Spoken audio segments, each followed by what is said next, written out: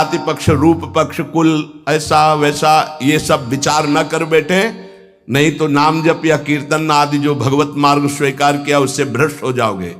पूरा का पूरा तुम्हारा भजन छीन हो जाएगा, आगे का मार्ग बंद हो जाएगा। किसी संत, किसी वैष्णव, किसी नाम जापक के प्रति ऐसी भावना न करे।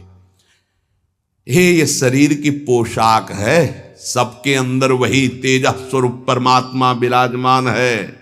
ध्यान रखना, पोशाक धन के अनुसार मिलती है। बढ़िया पैसा है तो बढ़िया कपड़ा पहन लिए, ऐसे ही तपस्या और पुण्य के अनुसार पोशाक मिली। तो पोशाक तो नष्ट होने वाली, लेकिन पहनने वाला तो निर्विकार चिदानंद है। उपासक पहनने वाले को देखता है, पोशाक संसारी आदमी देखता है। पोशाक देखकर आदर संसारी आदमी करता है, पहनने वाले को देख करके आदर विवेकवान देता है। तो पहनने वाला कौन है? भगवान का चिदानंदमय अंश, वो समान है सबके हृदय में। इसलिए आदेश करे, पहला, किसी कुल, विद्या, रूप, जाति, धन आदि का गर्व करके भजन मार्ग में मत चलना। विद्या, रूप, महत्व, कुल, धन, यौवन, अभिमान, सठ कंटक देखे जहां, रहे न भक्ति निदान, रहे न भक्ति निदान। स्वांग सब नगर नारी के, बिसैन हाथ बिकाए नहीं रिझवन भतारी के। भरतार श्री हरि को रिझाने की सामर्थ्य खो चुका उपासक यदि गर्व कर लिया विद्या का, रूप का, महत्व का, कुल का, धन का, यौवन का, सबसे पहले इन 6 मदों का त्याग करे। ये सठ कंटक हैं, भक्ति महारानी हृदय में नहीं जागृत होंगी। तिलांजलि दे दे, भूल कर याद न करे। जब भजन गुरु कृपा से होने लगे तो अपने को बड़ा भजनानंदी समझकर, किसी को तुच्छ समझकर उसका तिरस्कार, हंसी मजाक न कर दे। समझ लीजिए, अगर कहीं अभिमान कर ले तो फिर देवर्षि नारद जी भी जैसे महापुरुष उपहास के पात्र बन गए। पूरा चरित्र कई बार सुनाया है। इतना नहीं, अपने को तृण से भी नीच समझना है नाम जापक उपासक को। क्वा हम तुच्छा परम अधमा, हरिवंश महाप्रभु कह रहे हैं।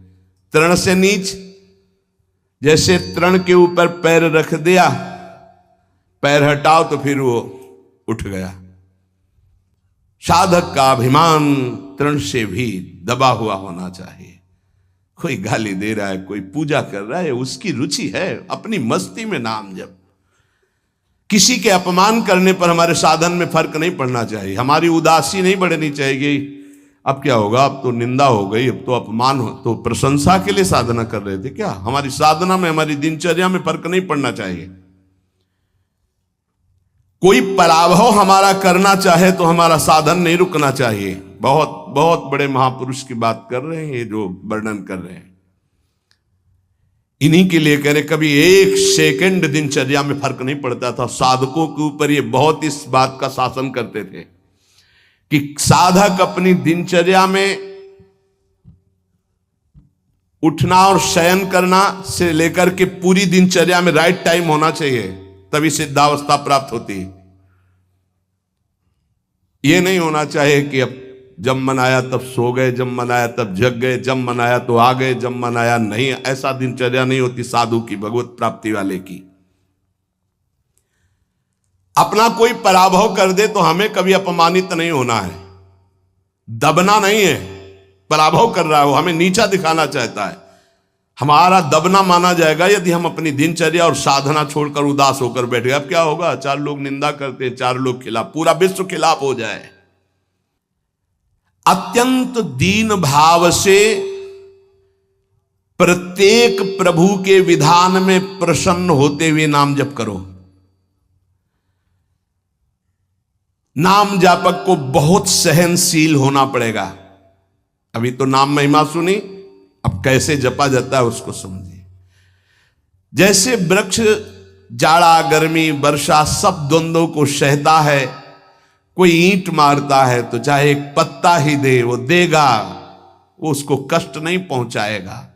छाया, फल, पत्ता, कोई काट दे तो कोयला, लकड़ी देगा ही, वो कष्ट नहीं देगा। इसी प्रकार नाम जापक कोई विरोध करे, कोई तिरस्कार करे, कोई उपहास करे, कोई उपेक्षा करे, कोई अपमान करे, सहन करे, इतना ही नहीं और मृदु भाषण और नमस्कार पूर्वक उसकी वंदना करे। यह है नाम जापक की सामर्थ्य। वो उपहास कर रहा है, राधा राधा राधा, वो कटु भाषण कर रहा है, वो मीठा बोल करके राधा राधा, वो अप्रसन्न करना चाहता है, वो प्रसन्न मुद्रा में, वो मर्म भेदी वचन बोल रहा है, वो क्षुब्ध ना होकर प्रसन्न होकर बोल रहा है। यही गोस्वामी जी कहते हैं, बूंद अघात सहाई गिरि कैसे, खल के बचन संत सहे जैसे। जैसे महान पर्वत पर बूंदे गिर रही, क्या फर्क पड़ता है? ऐसे ही अपमान, निंदा, नाना प्रकार के तिरस्कार, क्या फर्क पड़ता है उस संत हृदय में?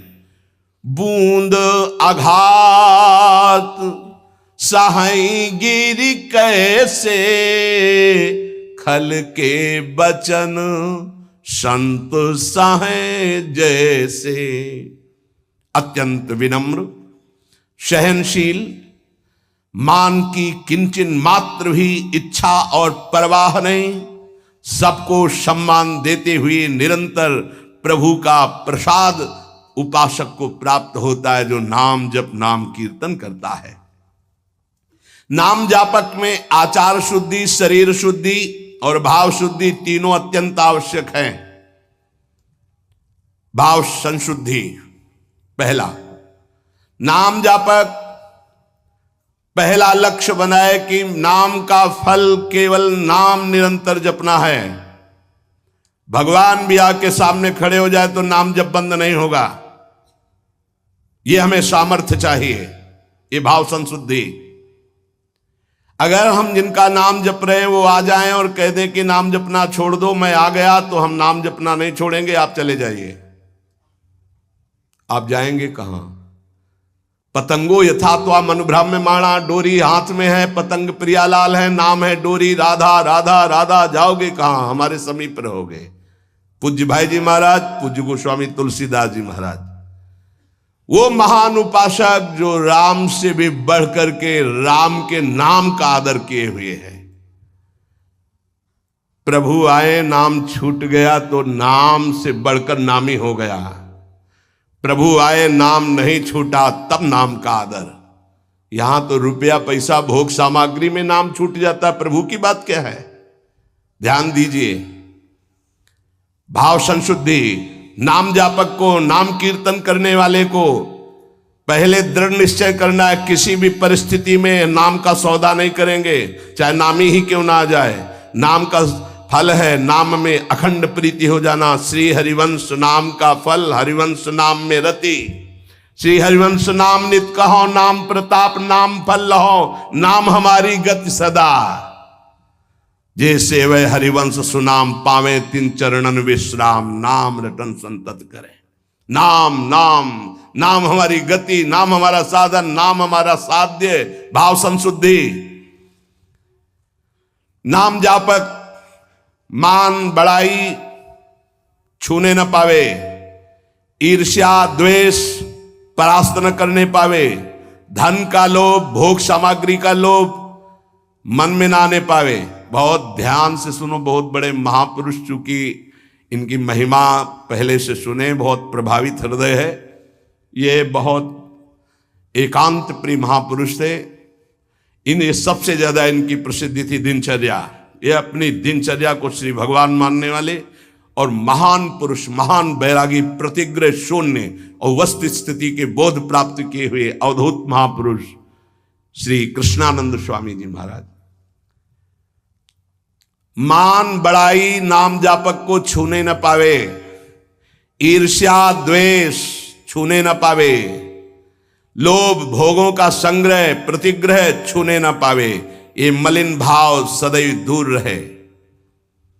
ये नाम जापक, कीर्तन करने वाले उपासक दंभ ना आने पावे, दिखावा ना आने पावे, बनावटीपन ना आने पावे। ध्यान दीजिए, स्वामी जी कह रहे हैं आजकल नाम जपक, कीर्तनकार कीर्तन और नाम जप की ओट में बड़ा